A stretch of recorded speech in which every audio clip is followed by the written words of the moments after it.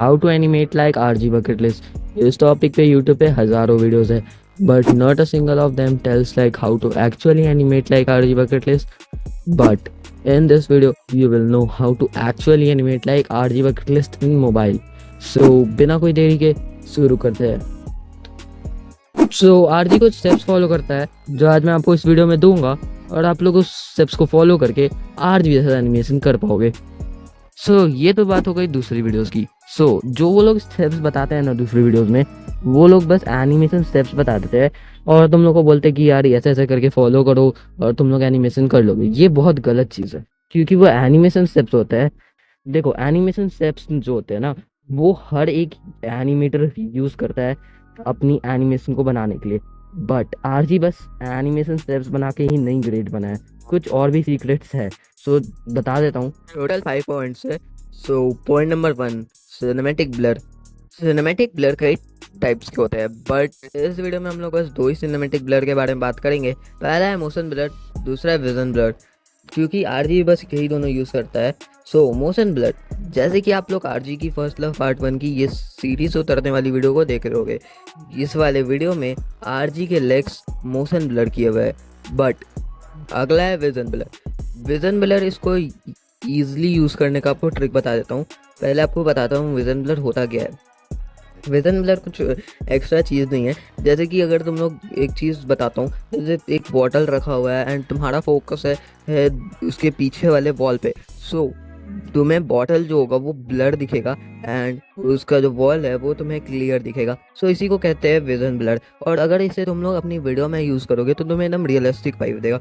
इसे यूज़ करने के लिए सबसे पहले जो आपका आगे का ऑब्जेक्ट है जिस पे आपको ब्लर करना है, उसे बस आपको उसको कहते उसके ऊपर एक नया लेयर बनाना है और उसे ब्लर कर देना है बस। और फिर उस लेयर को ऊपर नीचे करके भी आप लोग कर सकते हो। आते हैं अपने अगले पॉइंट पे, जो है shadow and highlights. Shadow and highlights total 6 types के होते हैं एंड मैं 1 बाय 1 सबको एक्सप्लेन भी करूँगा। ठीक है, स्टार्ट करते हैं। Base shadow. Base shadow normal videos में जैसे आरजी का जेवलिन थ्रो वाला जो अभी आप सीन देख रहे हो, इस वाले वीडियो में आप लोग देख सकते हो कैसे यहाँ से लाइट आ रही है एंड आरजी के फेस पर पड़ रही है एंड दूसरे साइड अपोजिट साइड वहाँ पे शैडो बन रहा है, तो इसको कहते हैं बेस शैडो। आते हैं अब कोर शैडो। कोर शैडो है ना, वो उसमें जो कोर है उसका मतलब होता है सेंटर।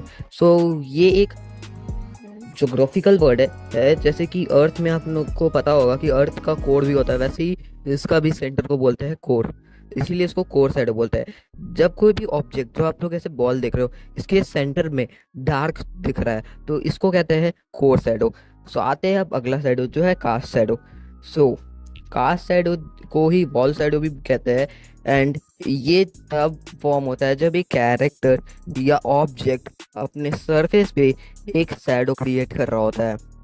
आते हैं rim light shadow. Rim light shadow, जैसे कि आप लोग आरजी की फर्स्ट लव पार्ट 2 का ये वाला सीन देख सकते हो, तो उसमें आरजी के कैरेक्टर के साइड में एजेस पे या बॉर्डर्स पे तुम लोग देख सकते हो एक हाईलाइट बन रहा है वाइट कलर का, इसी को कहते हैं रिम लाइट शैडो।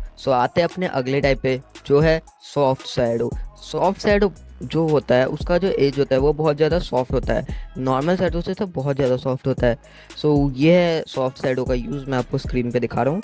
नौ है सेल शैडो। सेल शैडो को हार्ड शैडो भी बोलते हैं, इसके एजेस बहुत हार्ड होते हैं और ये लगभग सारे एनिमे में यूज़ होता है। आरजी की खास बात ये है ना कि वो अपने हिसाब से जैसा मूड हो रहा है, सिनेमैटिक सीन है या फिर कोई भी जो भी सीन है, उसके हिसाब से वो हर एक शैडो को यूज़ किया है। जैसे कि मैंने सारे शैडो को 1 बाय 1 आपको दिखाया, उसमें मैंने आरजी का भी इमेज दिखाया होगा, आरजी के कैरेक्टर का या आरजी की वीडियो का क्लिप का। यही चीज़ आरजी को खास बनाती है। आते हैं अपने अगले पॉइंट पे है जो है कैमरा मूवमेंट। कैमरा मूवमेंट के अंदर पैरालेक्स इफेक्ट भी आता है। आते हैं कैमरा मूवमेंट। देखो, कैमरा मूवमेंट बहुत इजी चीज़ है। जब कैमरा ऊपर से नीचे या साइड से ऊपर आता है या फिर कैमरा इधर से उधर हो रहा होता है उसको कहते हैं कैमरा मूवमेंट। देखो, कैमरा मूवमेंट इजी है बट आरजी इसको बहुत ज़्यादा प्रोफेशनल तरीके से यूज़ करता है। कैमरा मूवमेंट एक सिनेमेटोग्राफी का काम है जो एक मूवीज़ में काम आता है, बट आरजी अपनी वीडियोज़ में यूज़ करके इसे एक मूवी टाइप फील देता है।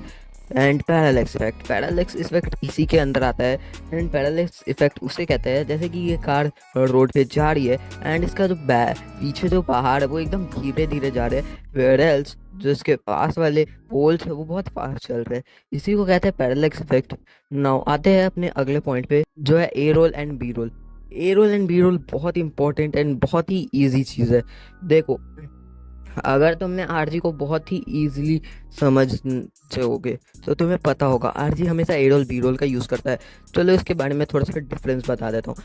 ए रोल बहुत ही ईजी चीज़ है, जैसे कि आप लोग देख सकते हो, ये है ए रोल जो आप लोग देख पा रहे हो, एंड जहाँ पे आरजी खड़ा होकर कुछ बता रहा है।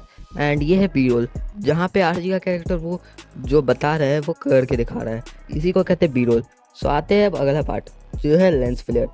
Fifth and last point, lens flare. Lens flare आपको एक एनीमे वाइब देने में बहुत ही ज़्यादा मदद करता है, बट आप लोग इसे फ़ोन से कैसे अप्लाई कर सकते हो ये मैं बता रहा हूँ। सो फ़ोन से अप्लाई करने के लिए आपको एक बहुत ही इंपॉर्टेंट चीज़ करना होगा। IBS Paint X खोलना है, जैसे कि मैंने खोल दिया एंड ये मेरा सीन है। अब मैं इस सीन में ये गैलरी वाले ऑप्शन पे क्लिक करूँगा एंड सर्च ऑप्शन पे क्लिक करके लेंस फ्लेयर 07 यूज़ करूँगा। नाउ पहले से मैंने इसे डाउनलोड करके रखा हुआ है। नाउ मैंने क्लिक किया एंड लग गया। अब इसके बाद मुझे यहाँ पे लेयर्स वाले ऑप्शन पे जाना है एंड नाउ मैं अभी इसको स्क्रीन पे कर देता हूँ एंड या हो गया lens flare. And lens flare आपकी सीन को बहुत ज़्यादा सिनेमेटिक तरीके से बताता है। सो अभी एक और चीज़ बता देता हूँ, बहुत लोग पूछना चाहते होंगे शायद पैरालेक्स इफेक्ट के बारे में। पैरालेक्स इफेक्ट एक बहुत ही इंपॉर्टेंट चीज़ है, आपको पता है जैसे कि मैंने समझाया पैरालेक्स इफेक्ट को ईजिली अपने फ़ोन में कैसे दिखाए। सो फ़ोन में डालने के लिए पैरालेक्स इफेक्ट को आपको सबसे ईजी चीज़ करना पड़ेगा जो है आपको जो भी बैकग्राउंड है ना, तो जो दूर की चीज़ है उसे आपको एक जैसे कि आपका ये बैकग्राउंड है, ठीक है। सो आपको एक नया कैनवस लेना है, पर याद रखना कि कैनवस की जो लेंथ होगी वो ज़्यादा होगी एंड ब्रेथ कम होगी, जैसे कि आप लोग देख पा रहे हो। सो आप ना यहाँ पे आपको नॉर्मल जो बैकग्राउंड बनाया है वो बना देना है एंड ना बस आपको इसे काइंड मास्टर में जैसे इंपोर्ट कर लेना है एंड यहाँ पे जाके की फ्रेम लगा के ये वाला कर देना है। यहाँ पे की फ्रेम लगाना है एंड इसे लेफ्ट साइड में कर दिया, देन एंड में आके सेम की फ्रेम लगा के इसे राइट में ले आना है एंड ऐसे करके सारी चीज़ को एडजस्ट कर देना है। And now here is the video. And ये चीज़ इतना इंपॉर्टेंट मैंने बताया जो भी इस वीडियो में वो बहुत ज़्यादा इंपॉर्टेंट था। एंड अगर ये वीडियो अच्छी लगी तो लाइक करना एंड चैनल पे नया हो तो सब्सक्राइब करना। और एक और चीज़, मैंने और भी बहुत सारी चीज़ें देखी हैं, जैसे कि अगर आप लोग इतना ध्यान रखते होगे कि आरजी जो पहले यूज़ करता था ना, तो पहले की वीडियोस में उसके इन बिटवीन फ्रेम्स भी कम थे, इन बिटवीन फ्रेम्स का बढ़ना, पतले लाइंस का होना और भी बहुत कुछ मैंने नोटिस किया। सो इस पर अगर आप लोग चाहो तो मैं पार्ट 2 भी ला सकता हूँ। सो मिलते हैं न्यू वीडियो में, तब तक के लिए बाय।